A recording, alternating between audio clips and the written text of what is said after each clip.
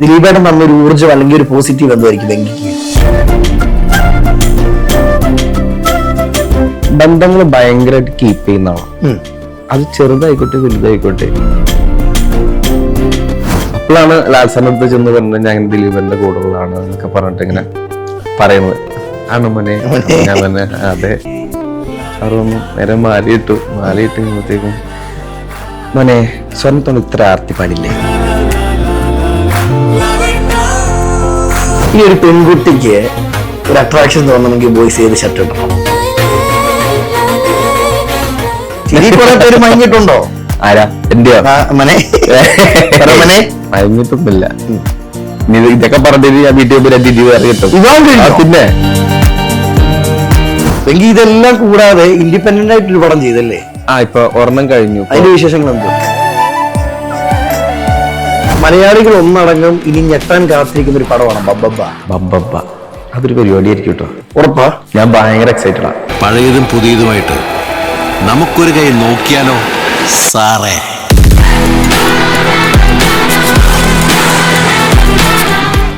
എനിക്കിപ്പോഴും ഉള്ളിൻ്റെ ഉള്ളിൽ ഒരു വിഷമം തോന്നുന്നൊരു കാര്യമേ, ആ ജയിലില് വെങ്കി കാണുന്ന സമയത്ത് ഒരു ഓക്കെ ആണോ ആ സിറ്റുവേഷനിൽ ചോദിക്കാൻ പറ്റുന്നതെന്നൊരു അത്ഭുതമല്ലേ? തീർച്ചയായിട്ടും.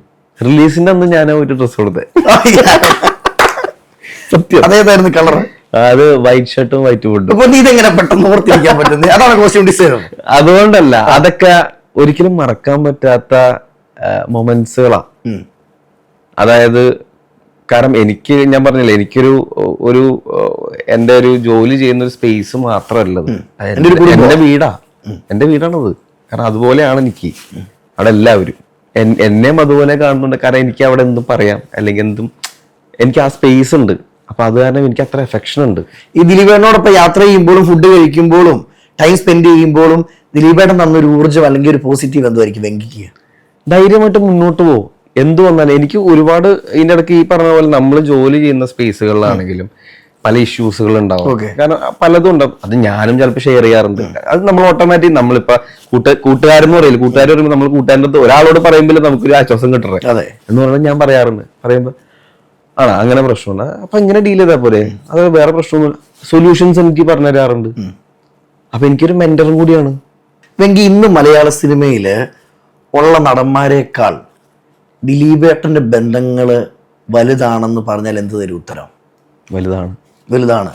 എപ്പോഴും ഞെട്ടിച്ചിട്ടുണ്ടോ ഏതൊരു മുഹൂർത്തത്തിലോ സിറ്റുവേഷനിലോ? ഞെട്ടിച്ചിട്ടുണ്ടോ വെച്ച് കഴിഞ്ഞാൽ അങ്ങനെയല്ല. അതായത് കാരണം ബന്ധങ്ങൾ ഭയങ്കരമായിട്ട് കീപ്പ് ചെയ്യുന്ന ആളാണ്. അത് ചെറുതായിക്കോട്ടെ വലുതായിക്കോട്ടെ ഭയങ്കര. ഇപ്പൊ ഞാൻ ചില സ്ഥലത്ത് നമ്മൾ പോകുമ്പോ ഞാൻ പറയാറുണ്ട്, ഇത് അന്ന് വന്ന് എനിക്കറിഞ്ഞൂടെ, എനിക്കറിയില്ല, ഞാൻ കണ്ടിട്ടുള്ളതല്ലേ, എന്നോട് പറയും. അപ്പൊ ഞാൻ ഓർമ്മയുണ്ടല്ലേ, അത് ഒരു ദിവസം എത്ര പേരെ കണ്ടതല്ലേ എന്ന്. കാരണം ഞാൻ ബന്ധങ്ങൾക്ക് ഇപ്പം ഭയങ്കര മോശമായ ആളാണ്. ഭയങ്കര മോശം വെച്ച് കഴിഞ്ഞാൽ ഞാൻ കൂട്ടുകാരെ ചിലപ്പോൾ വിളിക്കില്ല, അല്ലെങ്കിൽ ഞാൻ അങ്ങനെ. പക്ഷെ കാണുമ്പോൾ നമ്മളെല്ലാവരും അതുപോലെ തന്നെയാ എന്ന് പറയണു. പക്ഷെ ദിലീപേട്ടൻ അങ്ങനെ എല്ലാവരും വിളിച്ച് സംസാരിക്കും, അങ്ങനെ സ്പെൻഡ് ചെയ്യാറുണ്ട്. ഒരാളെ കണ്ട അങ്ങനെ പെട്ടെന്ന് മറക്കില്ല. ആ ഒരു മനുഷ്യൻ ഇങ്ങനൊരു ആക്രമണം വന്നപ്പം ശരിക്കും വേദന കൊണ്ടുവന്നില്ലേ? എന്റെ കരിയറിനെ എഫക്ട് ചെയ്തിട്ടുണ്ട്. പിന്നെ വെങ്കിയുടെ കരിയറിനെ എങ്ങനെ അത് എഫക്ട് ചെയ്തേ? കാരണം ഞാൻ പറഞ്ഞില്ലേ, ഈ പറഞ്ഞ നമ്മളറിയുന്ന ആൾക്കാരൊക്കെ നമ്മുടെ അടുത്ത് ചോദിച്ചു തുടങ്ങി, ജോലി ഇല്ലല്ലോ ഇനി എന്ത് ചെയ്യും? അടുത്ത പരിപാടിക്ക് പോയാലും അവര് പറയുന്നത് നീ മറ്റേ കേസിൽ അങ്ങനെ പറയത്തുള്ളൂ, നിന്നെ ഇപ്പൊ വിളിപ്പിക്കൂലോ അല്ലേ? പക്ഷെ അതൊക്കെ അന്ന് പറഞ്ഞവരോട് ഒന്നേ പറയുള്ളൂ, വെങ്കി എങ്ങും പോയിട്ടില്ല അല്ലേ? സത്യം. വെങ്കി കൊറോണ സമയം ജീവിതത്തെ അട്ടിമറിച്ചായിരുന്നു. കൊറോണ സമയത്ത് അത് വേറൊരു സംഭവം ഉണ്ടായിരുന്നു. കൊറോണ സമയത്ത് ഞാൻ അഭിനയിക്കാൻ പോയിരുന്നു. ഏതൊക്കെ സിനിമ? അത് അന്ന് ആറാട്ട് സിനിമയില്. അപ്പൊ ഉണ്ണികൃഷ്ണൻ സാറാണ് അതിന്റെ ഡയറക്ടർ. ഒരു ദിവസം അവിടെ സെറ്റിൽ നിന്ന് തന്നെ വിളിക്കുക. അപ്പൊ സുജിത്ത് ആണ് അതിന്റെ അസോസിയേറ്റ്. എന്നെ വിളിച്ചിട്ട് പറഞ്ഞു, സാറ് വിളിച്ചു, നീ ഫ്രീ ആണോ എന്ന് ചോദിച്ചു. അപ്പൊ ഞാൻ പറഞ്ഞു, എനിക്കെന്ത് പരിപാടി, ഞാൻ വീട്ടിലിരിപ്പുണ്ട്. അപ്പൊ ചോദിച്ചു, അല്ല എന്താ നിനക്ക് ഇവിടെ പാലക്കാട് ഷൂട്ട് എടുക്കുന്നുണ്ട്, ഒന്ന് വരാൻ പറ്റുമെന്ന് ചോദിച്ചു. അതെ കുഴപ്പമില്ല, ഞാൻ വരാം. അല്ലടാ എന്താണ് ആക്ച്വലി? അല്ല ഒരു പരിപാടി ഉണ്ടോ, നീ ജസ്റ്റ് ഒന്ന് നിന്നിട്ട് പോയാ. അഭിനയിക്കാനാണോ? അതെ. അപ്പൊ ഞാൻ പറഞ്ഞു, എടാ ഞാനാ ഒന്നുമില്ലടാ, നീ ജസ്റ്റ് ഒന്ന് ചിരിച്ചെന്നാ മതി. അപ്പം ഞാൻ പറഞ്ഞു ആ ശരി ഓക്കെ എന്ന് പറഞ്ഞു. അപ്പം ആക്ച്വലി ഞാൻ ഈ പണ്ട് സിനിമയിൽ വരുന്നൊരു ടൈമിൽ കേട്ട കുറേ കഥകളുണ്ട്. അതായത് നമ്മൾ നിൽക്കുന്ന ഒരു സ്പേസ് ഉണ്ട്, അവിടെ നിന്ന് നമ്മൾ ഈ പറഞ്ഞ അഭിനയത്തിന് വേണ്ടി ഒരുപാട് പേരോട് ചോദിക്കുക, അല്ലെങ്കിൽ അങ്ങനെയൊക്കെ പോയി കഴിഞ്ഞാൽ നിന്റെ കരിയർ പോകട്ടോ, അല്ലെങ്കിൽ നിന്നെ ഒരുപാട് പേര് മാറ്റി നിർത്തും, അങ്ങനെയൊക്കെ ഞാൻ കേട്ടിട്ടൊക്കെ ഉണ്ട് എന്നുള്ള കുറെ ഈ കുറച്ച് നമ്മളെക്കാൾ വലിപ്പമുള്ള ആൾക്കാരെയൊക്കെ ഇതൊക്കെ പറഞ്ഞിട്ട്. അപ്പൊ എൻ്റെ ഉള്ളിൽ പേടിയായി, ദേമി ഇനി അതിനൊക്കെ പോയിട്ട് അവസാനം ജോലി പോവാ, അങ്ങനെയൊക്കെ ടെൻഷനായി. അപ്പൊ ഞാനിത് ഇങ്ങനെ ആലോചിച്ചോണ്ടിരിക്കുക, എന്ത് ചെയ്തിപ്പോ എനിക്ക് പറയാനായിട്ട് ഒരാളേ ഉള്ളൂ. അപ്പൊ ദിലീപനോട് പറയണമല്ലോ, ഞാനിങ്ങനെ വിളിച്ചിട്ടുണ്ട്, എന്താ ചെയ്യണ്ടേ. അപ്പൊ ഞാനിത് ഇങ്ങനെ ടെൻഷൻ അടിച്ചുകൊണ്ടിരിക്കുക.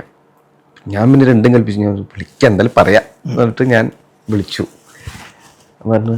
അപ്പൊ എല്ലാരും വീട്ടിൽ തന്നെയാണല്ലോ, വേറെ പരിപാടികളൊക്കെ. അപ്പൊ ഞാൻ ചോദിച്ചു, ചേട്ടാ എന്നെ മാതിരി സാറ് വിളിച്ചിട്ടുണ്ട്, എന്തിനാടാ? അപ്പം ഞാൻ പറഞ്ഞു, അല്ല ഇങ്ങനെ ആറാട്ട് ഷൂട്ട് നടക്കണ്ടല്ലോ, അവിടെ എന്താ അഭിനയിക്കാനെന്ന് തോന്നുന്നുണ്ടെന്ന് പറഞ്ഞു.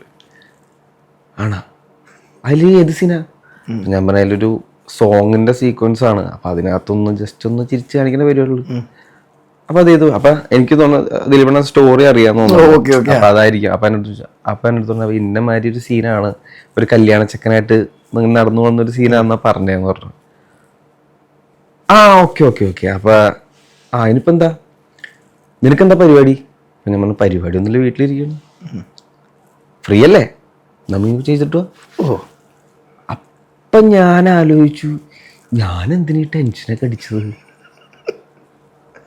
നമ്മൾ കേൾക്കുന്നത് പോലെ അല്ല എന്ന് എനിക്ക് അന്നാണ് മനസ്സിലായത്.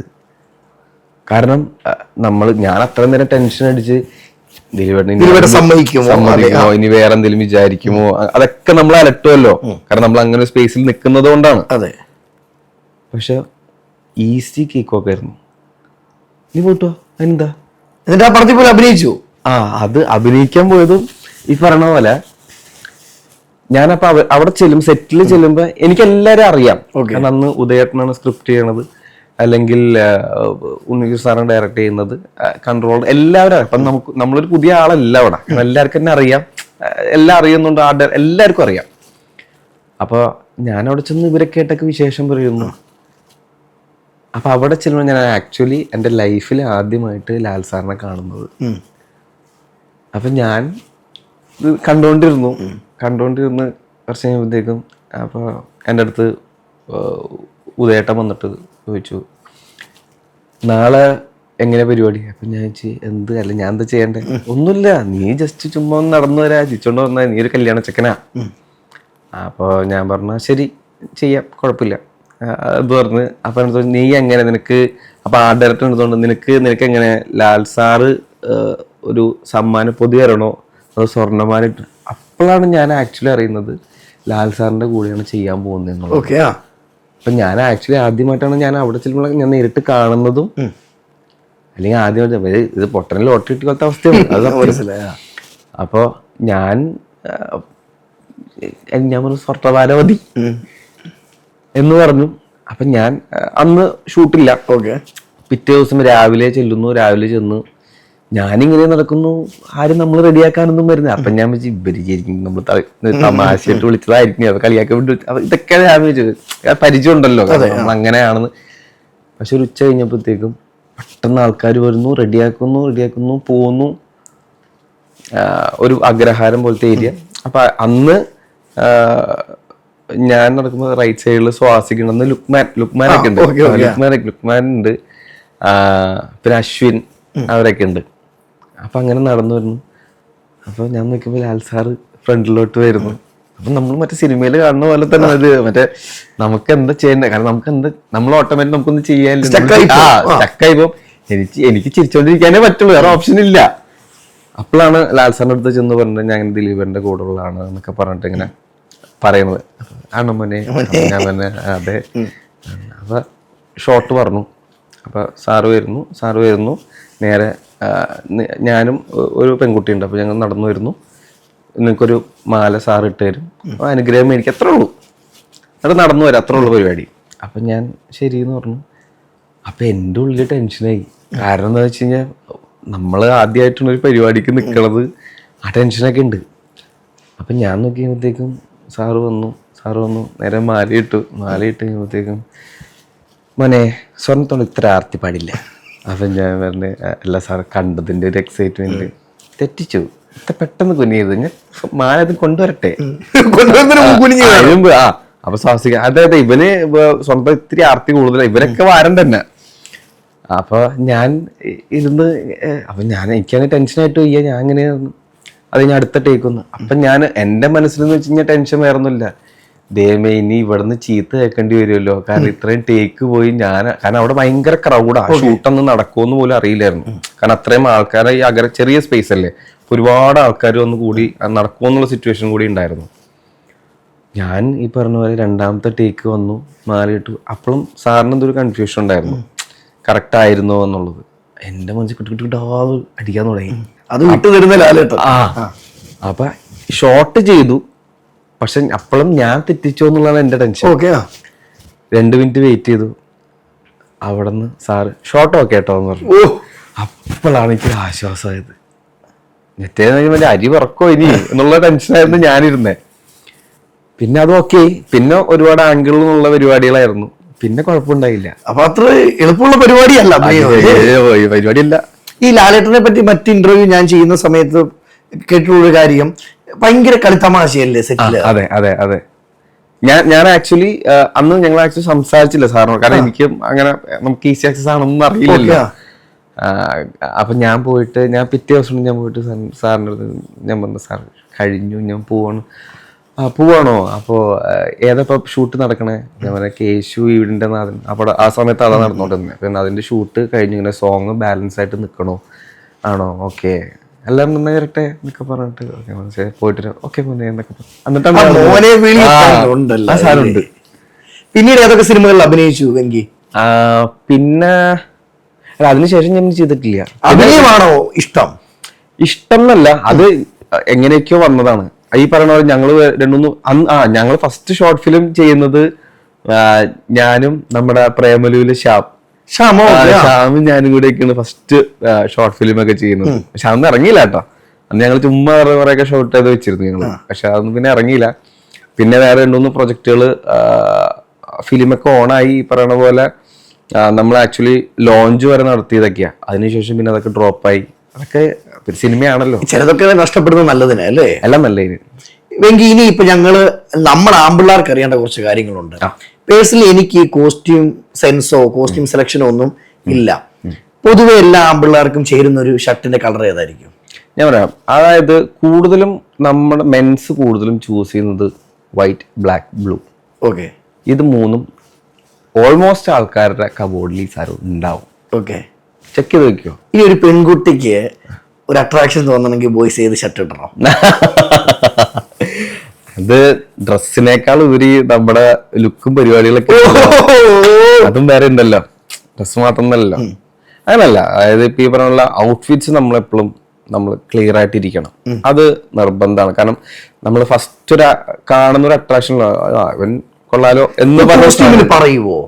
പറയും, അത് പറയും. കാരണം ബേസിക്കലി നമ്മൾ ഈ ഔട്ട്ഫിറ്റ്സ് ഇടുമ്പോൾ ഫസ്റ്റ് നമ്മൾ നോക്കേണ്ട ഒരു കാര്യം എന്ന് വെച്ചാൽ നമ്മുടെ കംഫർട്ടബിൾ ആദ്യം നോക്കാം. ആ കംഫർട്ടബിൾ നമുക്ക് നമ്മുടെ സ്കിൻ ടോണിന് വരുന്ന കളേഴ്സ് നോക്കുക. ബാക്കിയൊക്കെ ഓട്ടോമാറ്റിക്കലി കോൺഫിഡൻസ് വന്നോളും. നിന്റെ കോൺഫിഡൻസ് ചെറുതല്ല കേട്ടോ.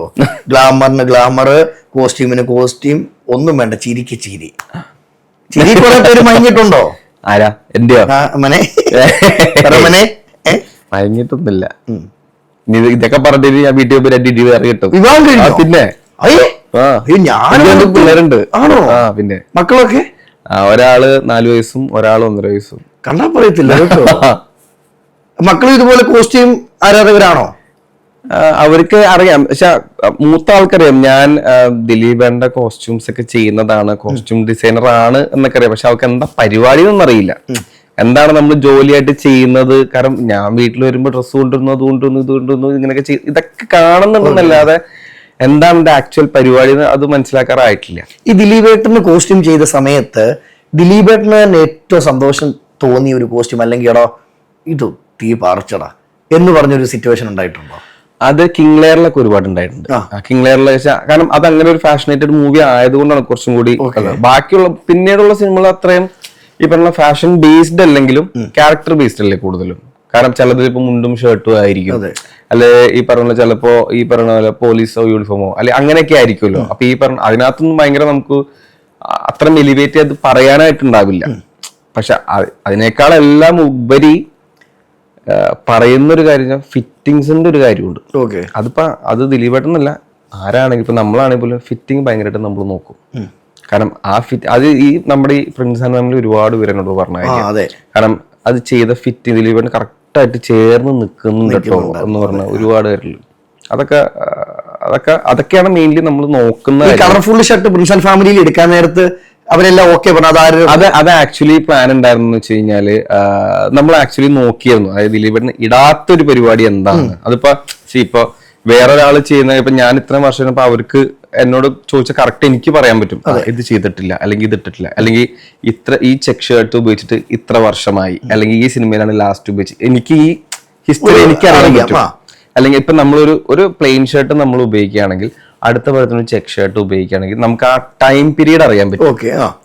എന്നാലാണല്ലോ നമുക്ക് അടുത്തൊരു പരിപാടി കയറ്റണമെന്നുണ്ടെങ്കിൽ അതിനനുസരിച്ച് നമുക്ക് ചെയ്യാൻ പറ്റുള്ളൂ. അപ്പൊ ഇത് നമ്മളിത് ഇങ്ങനെ പറഞ്ഞു വന്നപ്പോഴത്തേക്കും അന്ന് നമ്മൾ ഈ അജ്രക് പ്രിന്റ്സ് എന്ന് പറഞ്ഞൊരു കോട്ടൺ ഫാബ്രിക് ഉണ്ട്. അപ്പൊ അത് ഇതുവരെ ട്രൈ ചെയ്തിട്ടില്ല, അതിലൊന്ന് ചെയ്ത് നോക്കാം.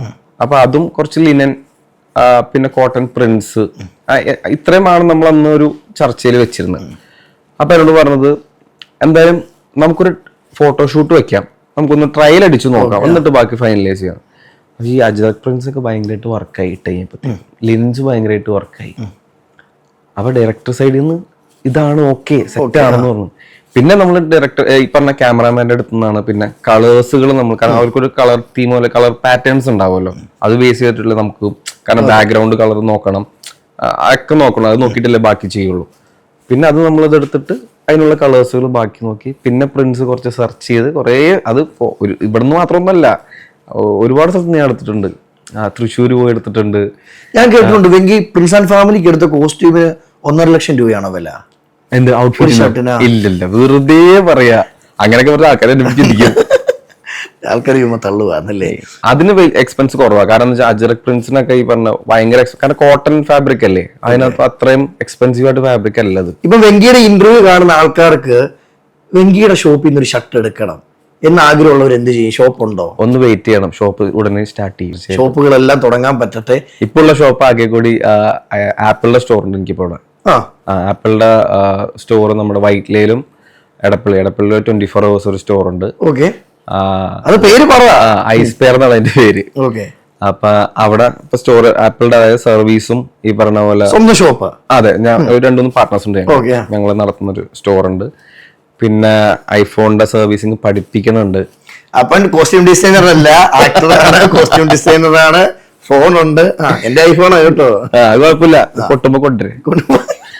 ഞാൻ ഇന്ന് ഓർക്കുവാണ് സ്ക്രീൻ കാർഡ് ഇവിടെ പകട് പോലെ. വെങ്കി 10 വർഷമായിട്ട് കോസ്റ്റ്യൂം ഡിസൈനറായിട്ട് ദിലീപേട്ടനോട് നിൽക്കുമ്പോഴും ഈ പ്രിൻസ് ആൻഡ് ഫാമിലി ഇറങ്ങിയതിനു ശേഷമാണ് ആരാണ് വെങ്കി തിരയാൻ തുടങ്ങിയത്. തീർച്ചയായിട്ടും. ഇതുവരെ ഇവിടെ ആയിരുന്നു? ഞാൻ ക്യാമറ പിന്നിലുണ്ടായിരുന്നു. മുന്നിൽ വരാൻ എന്തോ പറ്റി? അല്ല, അത് എന്ന് വെച്ച് കഴിഞ്ഞാൽ ബേസിക്കലി എനിക്ക് അങ്ങനെ ഒരു ഇന്റർവ്യൂ ആയിട്ട് പറയുന്നതും എനിക്ക് അങ്ങനെ അറിയില്ല, ഞാൻ അങ്ങനെ ശീലിച്ചിട്ടുമില്ല. പിന്നെ ഇതിപ്പോ ഈ പറഞ്ഞ നമുക്കൊരു പ്രൊഫൈലില് ഈ പറഞ്ഞ പോലെ ഒരു പേര് വരുമ്പോഴാണല്ലോ നമുക്കത് പറയാനുള്ള സ്പേസ് ഉണ്ടാവുള്ളൂ. കാരണം എന്ന് വെച്ചാൽ അന്ന് ഞാൻ ഫസ്റ്റ് ചെയ്യുമ്പോൾ ഈ പറഞ്ഞ പോലെ പറയാനുള്ളൊരു സാധനം എന്ന് പറഞ്ഞു കഴിഞ്ഞാൽ ആ ടൈമില് കിങ് ലെയർ ആയിരുന്നു. കാരണം അതിന് ആ ടൈമില് അത്രയും ആക്റ്റീവ് അല്ല സോഷ്യൽ മീഡിയ അന്നൊന്നും. പക്ഷെ ഇന്ന് പറഞ്ഞാൽ അതല്ലല്ലോ പരിപാടി. മലയാളികൾ ഒന്നടങ്കം ഇനി ഞെട്ടാൻ കാത്തിരിക്കുന്ന ഒരു പടമാണ് ബബ്ബബ്ബ. അതൊരു പരിപാടി ആയിരിക്കും കേട്ടോ. ഉറപ്പാ? ഞാൻ ഭയങ്കര എക്സൈറ്റഡാ, ജനങ്ങളെ പോലെ ഞാനും. ജനങ്ങളെ പോലെ അത്രേ ഉള്ളൂ, വേറെ ഒന്നുമില്ല അതിനകത്ത്. വെങ്കി പല ഇന്റർവ്യൂവിലും ബബ്ബബ്ബയുടെ വിശേഷങ്ങൾ എനിക്കറിയാം. കാരണം എന്താ വെച്ച് കഴിഞ്ഞാല് ഒരുപാട് പേര്, അതായത് ഞങ്ങൾ തിയേറ്റർ വിസിറ്റിന് പോയപ്പോഴും അല്ലെങ്കിൽ നമ്മളല്ലാതെ ഒരുപാട് ആൾക്കാരെ കാണുമ്പോ പോലും അവര് പറഞ്ഞ പോലെ ബബ്ബബ്ബ എന്താ പരിപാടി, ഒരുപാട് ആൾക്കാർക്ക് എത്ര ക്യൂരിയോസിറ്റി. ഭയങ്കര എക്സൈറ്റഡാ, ഭയങ്കര. വെങ്കി പടം തിയേറ്റർ ലൊക്കേഷനിലെല്ലാം പോയി കണ്ട വ്യക്തിയാണല്ലോ ഷൂട്ടിങ്. അതെ. പറയുന്നതാണ് ബബ്ബ. അത് ഞാൻ പറയില്ല, പറയണം. എനിക്ക് പറയാനുള്ള റൈറ്റ്സ് ഇല്ല. അത് ഡയറക്ടറാണ് പറയേണ്ടത്. എന്നാലും ആ ലൊക്കേഷൻ ഷൂട്ടൊക്കെ കണ്ട ഒരു പ്രേക്ഷകനോട് ഫാൻ ബോയ്ക്ക് വെങ്കിക്ക് പറയാനുള്ള എന്തോ? അല്ല, അത് ഒരു ഡിഫറെന്റ് ആയിട്ടുള്ള ഒരു പരിപാടിയായിരിക്കും. കാരണം അത് ആക്ച്വലി ദിലീപേട്ടൻ ചെയ്യാത്ത ഒരു ക്യാരക്ടറാണ്. ഫസ്റ്റ് ഓഫ് ഓൾ ഇതുവരെ ചെയ്യാത്തൊരു പരിപാടിയാണ്. അങ്ങനത്തെ ഒരു ക്യാരക്ടറാണ് അതിനകത്തുള്ളത്. അതായത് ഇതുവരെ ദിലീപേട്ടൻ അങ്ങനെ ക്യാരക്ടർ ചെയ്തിട്ടില്ല. എന്താണ് ആ ക്യാരക്ടർ? അത് പറയില്ല. അത് ഞാൻ പറയില്ല. ചെയ്യാത്തൊരു ക്യാരക്ടറാണ്. അത് ഭയങ്കര അതിന്റെ ഞാൻ വെങ്കി ഇപ്പൊ ഇന്റർവ്യൂ കാണുന്നവർക്ക് വലിയൊരു സംശയമുണ്ട്. ദിലീപേട്ടന് അല്ലെ സിനിമകളിൽ മാത്രമേ വെങ്കി കോസ്റ്റ്യൂം ചെയ്ത് കൊടുക്കാറുള്ളൂ. ഇപ്പൊ എന്റെ കല്യാണം അല്ലെങ്കിൽ ഈ കാണുന്ന പ്രേക്ഷകരുടെ കല്യാണത്തിൽ അവർക്ക് ഒരു ആഗ്രഹം വെങ്കി ചേട്ടൻ ചെയ്താൽ കൊള്ളായിരിക്കും, അല്ലെങ്കിൽ ആ കോസ്റ്റ്യൂം ഞങ്ങളുടെ കല്യാണത്തിനും വെച്ചാൽ കൊള്ളായിരിക്കും എന്നൊരു തോന്നൽ പറയുന്ന ആളുകളോട് എന്തോ പറയാനുള്ളത്? തീർച്ചയായിട്ടും എനിക്ക് ചെയ്യുന്ന സന്തോഷം മാത്രമേ. അടിപൊളി. കാരണം എന്താ വെച്ച് കഴിഞ്ഞാൽ ഞാൻ സിനിമ ചെയ്യുന്നതിന് മുന്നേ വെഡിങ് പ്രോഗ്രാംസ് ഞാൻ ചെയ്തിട്ടുണ്ട്. അതായത് ബ്രൈഡ് ആൻഡ് ഗ്രൂംസിന് വേണ്ടിയിട്ട് ഞാൻ അവർക്ക് ഔട്ട്ഫിറ്റ്സ് ചെയ്ത് കൊടുക്കാറുണ്ട്. അതിപ്പോ അവരുടെ റിക്വയർമെന്റ്സ് അനുസരിച്ചിട്ടായിരിക്കും. ഇപ്പൊ റിക്വയർമെന്റ്സും അല്ലെങ്കിൽ അവരൊരു ബഡ്ജറ്റ് വൈസ് ഉണ്ടാവും. ചില ആൾക്കാർ അങ്ങനെ ആയിരിക്കും. കാരണം ബഡ്ജറ്റ് ചിലവര് ഭയങ്കരമായിട്ട് എക്സ്പ്ലോർ ചെയ്യാമെന്ന് പറഞ്ഞിട്ട് വരുന്നവരുണ്ട്. ഞാനത് ചെയ്യാറുണ്ട്. ഇൻസ്റ്റാഗ്രാമിൽ മെസ്സേജ് അയച്ചാൽ മതി. ഞാനിപ്പോ ആക്ച്വലി ബീസ്പോക്ക് നോച്ചസ് എന്ന് പറഞ്ഞ പേജ് ഉണ്ട് ഇപ്പൊ എനിക്ക്, പക്ഷെ അത് അത്ര ആക്റ്റീവ് അല്ല. പക്ഷെ ഞാനത് ഈ വരുന്ന സീസണിലൊക്കെയാണ് ഇനി ഞാൻ തോന്നുന്നത് ആക്റ്റീവ് ആക്കാൻ പോണത്. കാരണം ആൾക്കാർക്ക് അറിയില്ലല്ലോ ലൈക്ക് എവിടെയാണ് നമ്മളൊന്ന് ചോദിക്കുക, അല്ലെങ്കിൽ അവർക്കൊരു ക്ലാരിറ്റി നമ്മൾ. അതാണ് ഞാൻ ചോദിച്ചത് തന്നെ. അതെ, ഞാൻ ആക്ച്വലി ഇൻസ്റ്റാഗ്രാമിൽ ഈ പറഞ്ഞ പോലെ ആര് ചോദിച്ചാലും ഞാൻ റിപ്ലൈ കൊടുക്കും. അപ്പൊ ഇനി ഇൻസ്റ്റാഗ്രാമിൽ മെസ്സേജുകളുടെ എണ്ണം കൂടട്ടെ. അതുപോലെ കൂടട്ടെ. നമ്മൾ ഈ ഇന്റർവ്യൂവിൽ പറയുകയുണ്ടായി, സിനിമ കാണാൻ തിയേറ്ററിൽ പോയപ്പം ദിലീപേട്ടന്റെ സീൻ കണ്ട് സിനിമ കണ്ട് കരഞ്ഞു, രാമലീല കണ്ട്. അത് ആക്ച്വലി കാരണം സിനിമ റിലീസ് ചെയ്ത സമയത്ത് ദിലീപേട്ടൻ ഇല്ലല്ലോ, കാണാനുണ്ടായിട്ടില്ല. അപ്പോ അതൊന്ന്, പിന്നെ ഞാൻ നേരത്തെ പറഞ്ഞ പോലെ അതിനകത്ത് ഉണ്ടായ ഇൻസിഡന്റുകൾ, നമുക്ക് നമ്മുടെ ജോലിയിൽ നമ്മുടെ മിസ്റ്റേക്ക് പ്രകാരം ഉണ്ടായ ചെറിയ ചെറിയ ഒരു പ്രശ്നങ്ങളല്ല, എന്നാൽ നമ്മളെ ഫീലിങ്സ് ഹോണ്ട് ചെയ്യുന്ന കുറച്ച് കാര്യങ്ങളുണ്ടാവും. അപ്പൊ അത് എല്ലാം കൂടി വന്നപ്പോ പിന്നെ ആ റിലേഷനും എല്ലാം കൂടി എനിക്ക് കണ്ടപ്പോ ഭയങ്കര സങ്കടം. ശരിക്കും ആ ടൈമിൽ എങ്ങനെ ഈ പടം ഇറങ്ങുന്നത്, അല്ലെ പടം സംഭവിക്കുന്നത് എങ്ങനെയാ? അല്ല, അത് എന്തായാലും പടം ഇറങ്ങാനുള്ള ടൈമിൽ വെച്ചിരിക്കും. അത് കാരണം ഈ പടം 5 കൊല്ലം മുന്നേ, അതായത് റിലീസിനും ഒരു 5 കൊല്ലം മുന്നേ എന്തോ ഡിസ്കഷൻ ചെയ്ത് കഴിഞ്ഞ ഒരു പടമായിരുന്നു.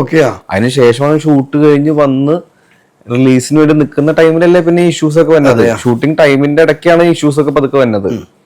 പിന്നെ അത് കഴിഞ്ഞ് ഇമ്മീഡിയറ്റ് റിലീസ് എന്നുള്ള പ്ലാനിങ്ങിൽ നിൽക്കുന്ന ടൈമിലാണ് ഇങ്ങനെയൊക്കെ ആയിപ്പോയത്. എങ്ങനെ കരയാതെ പോവാ പടം കണ്ടാലല്ലേ? പിന്നെ ആ ഒരു പഴയ ഒരു ആവേശം എല്ലാം കിട്ടി. പിന്നെ വെങ്കിയുടെ കോസ്റ്റ്യൂം ഡിസൈനിന് 4 ലക്ഷം രൂപയാണോ?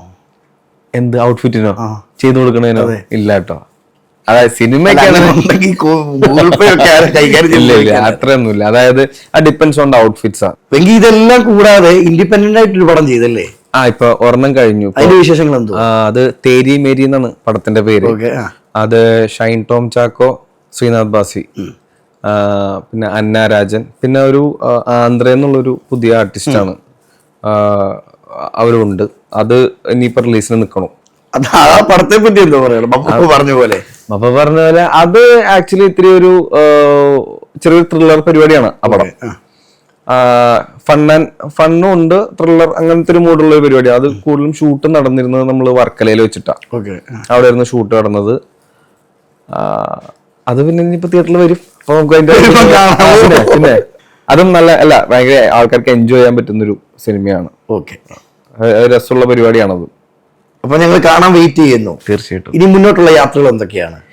ഇനി മുന്നോട്ടുള്ള യാത്രയിൽ ഈ പറഞ്ഞ പോലെ സ്റ്റോർ സ്റ്റാർട്ട് ചെയ്യണം, പിന്നെ നല്ല സിനിമകൾ വരണം. കുറച്ച് പടങ്ങൾ ഇങ്ങനെ ദിലീപേട്ടൻ അല്ലാതെ കുറച്ച് പ്രൊജക്ടുകൾ ഇങ്ങനെ പറഞ്ഞു വെച്ചിട്ടുണ്ട്. അതൊക്കെ ഇനി ഓണായ അതിനകത്തേക്കും ചെയ്യാം. ബിഗ് സ്ക്രീനിൽ ഞങ്ങൾ കാണട്ടെ വെങ്കി? അറിയില്ല കേട്ടോ, അതൊന്നും. കാണട്ടെ. വീട്ടിലെല്ലാം സുഖമായിട്ടൊക്കെ ഇരിക്കും, സന്തോഷമായിട്ട് പോകുന്നു. തീർച്ചയായിട്ടും. അപ്പം വെങ്കി ഒറ്റ കാര്യം പറയാനുള്ളത്, വെങ്കി തുടരട്ടെ. അപ്പൊ വെങ്കി മുന്നോട്ടുള്ള ജീവിതത്തിൽ അടിച്ചു കയറി വാ. മുന്നോട്ടുള്ള ജീവിതത്തിൽ എല്ലാവിധ ആശംസകളും നേർന്നുകൊണ്ട് താങ്ക് യു സോ മച്ച്.